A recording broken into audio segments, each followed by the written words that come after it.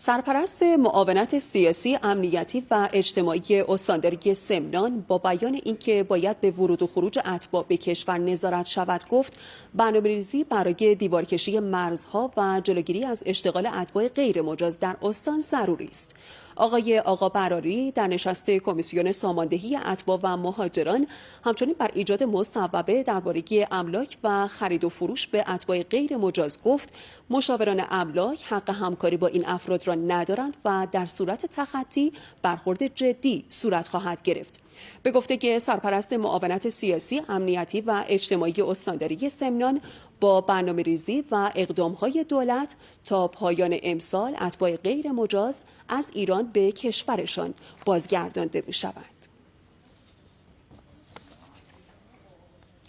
و جانشین پلیس مبارزه با مواد مخدر فراجا از کشف 295 تن انواع مواد مخدر از ابتدای امسال در کشور خبر داد و گفت با اینکه کشفیات مواد مخدر سنتی از ابتدای سال کاهش یافته است که نشانگر کاهش تولید در افغانستان است، اما کشفیات مواد مخدر صنعتی به ویژه شیشه 10% افزایش یافته است.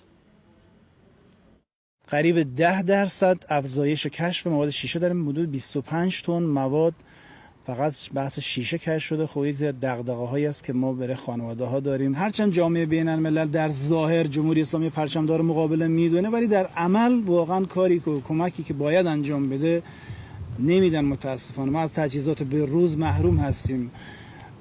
بر همین اساس سعی کردیم تکیه‌گاهمان و در واقع نگاهمان به شرکت‌های دانش بنیان داخلی باشه.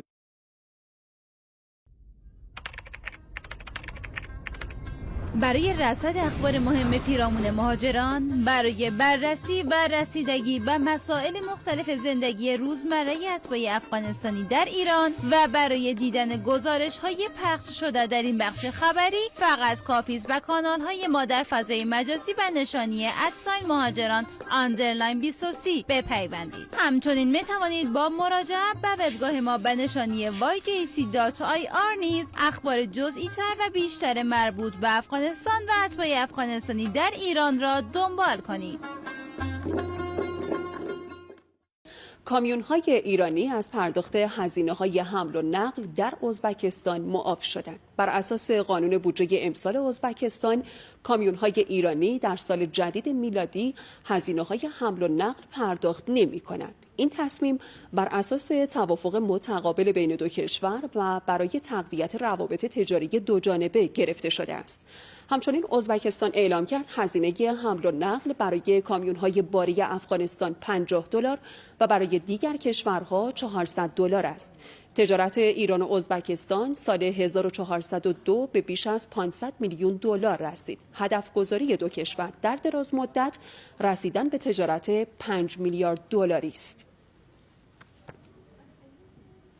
برگزاری نمایشگاه 3 روزه تولیدی‌های داخلی افغانستان در قندهار. در این نمایشگاه که به مدت 3 روز و با هدف بازاریابی برپا شده، تولیدهای داخلی و خارجی در 150 غرفه جداگانه به نمایش گذاشته شده است. مسئول برگزاری نمایشگاه برپایی این گونه نمایشگاه‌ها را وسیله خوبی برای بازاریابی تولیدهای داخلی افغانستان دانست و گفت یکی از ویژگی‌های مشترک نمایشگاه قندهار با دیگر نمایشگاه‌ها عرضه میوه‌های خشک قندهار است که شهرت خاصی دارند. نمایشگاه خیریگی پوشاک، صنایع دستی و غذا در تهران برگزار شد. در این نمایشگاه هنرمندان 17 کشور از جمله افغانستان حضور داشتند. هنرمندان افغانستانی در این نمایشگاه آثار و غذاهای سنتی خود را معرفی کردند. از شیرپره افغانستان تا سینید ترکیه. اونجا شیرپره افغانستان است که یک شیرینی خیلی خاص و سنتی افغانستان است و در تمام مثل عید و نوروز اینا سرو میشه. اینجا گلاب جامن پاکستان داریم، اینم برفی از پاکستان، خجور افغانستان داریم، سمیت ترکیه را داریم. جلوه غنی از دل فرهنگ ملت ها.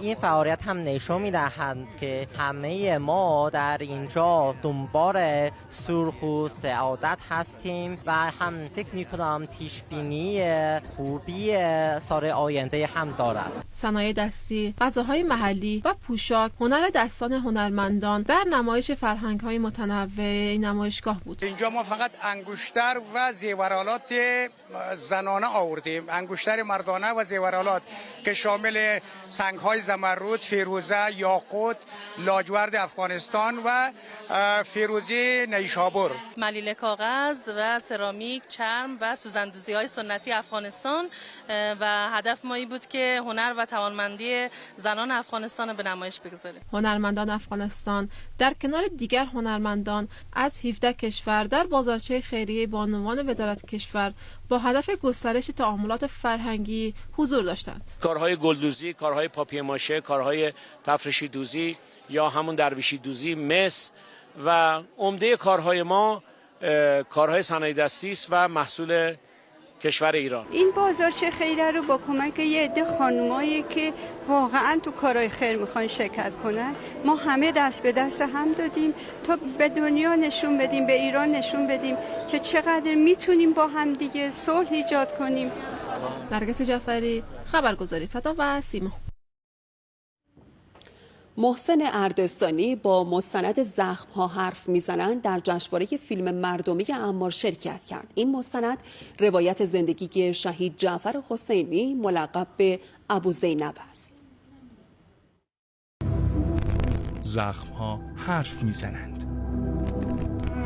سال 82 یک سال قبل از بازگشت به افغانستان با خانواده و چند نفری از فامیل‌ها قصد زیارت کربلا کرد. جعفر حسینی را روایت می‌کند. من اولین حضورم توی سوریه به لطف بچهای فاطمیون بوده و توسط همین شهید، یعنی شهید محمد جعفر حسینی که ایشون واسطه میشن با ابو حامد فرمانده فاطمیون و باعث میشن ما بریم سوریه. یاد اون روزهای افتادم که من با آقا جعفر و توکلی که داشتیم تونستیم از این مراحل عبور بکنیم. این مستند 40 دقیقه‌ای بخشی از روزهای جانبازی این شهید را هم روایت کرده. به پیشنهاد رفقای خودم در سازمان اوج مستند زخم‌ها حرف میزنند و تولید کردیم. رفتم پیششون، دستمو گذاشتم رو شونه‌شون، هم که دستمو گذاشتم رو شونه‌شون و اسمشون رو صدا زدم تو صورت من.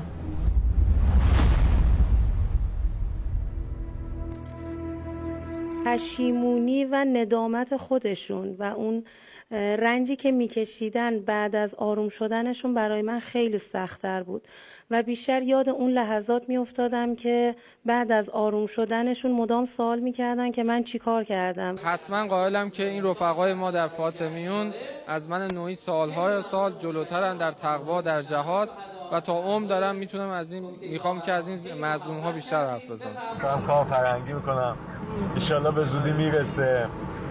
تهران مراسم با شکوهی براش میگیریم. نگران نباش. میخوام بشم با بزرگ جشن. شهید جعفر حسینی از فرماندهان لشکر فاطمیون بود که سالها برای مبارزه با تروریست‌های تکفیری و دفاع از حرم در منطقه سوریه حضور داشت. امیرحسین خادمی، خبرگزاری صدا و سیما.